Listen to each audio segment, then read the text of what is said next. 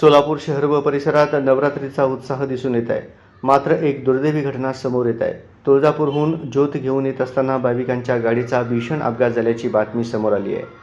या दुर्घटनेत दोघांचा मृत्यू झाला असून 6 जण गंभीर जखमी झाले आहेत. याबाबत माहिती अशी की तुळजापूरहून ज्योत घेऊन येत असताना भाविकांच्या गाडीचा भीषण अपघात झाल्याची घटना समोर आली आहे. तुळजापूरहून मंगळवेढा तालुक्यातील गोणेवाडीकडे जाताना कामती येथे हा अपघात झाला. भाविकांनी भरलेले पिकअप रस्त्याच्या कडेला असणाऱ्या खड्ड्यात पलटी झाली. या घटनेमध्ये दोघांचा जागीच मृत्यू झाला तर 6 जण गंभीर जखमी झाले.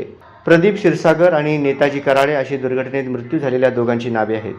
तर बाकीचे समाधान माशाळे, रोहित कसबे, सोहेल मुलानी, वैभव हजारे, महेश बनगर तसेच रोहित चव्हाण सर्व राहणार गोणेवाडी तालुका सांगोला हे 6 जण गंभीर जखमी झाले आहेत.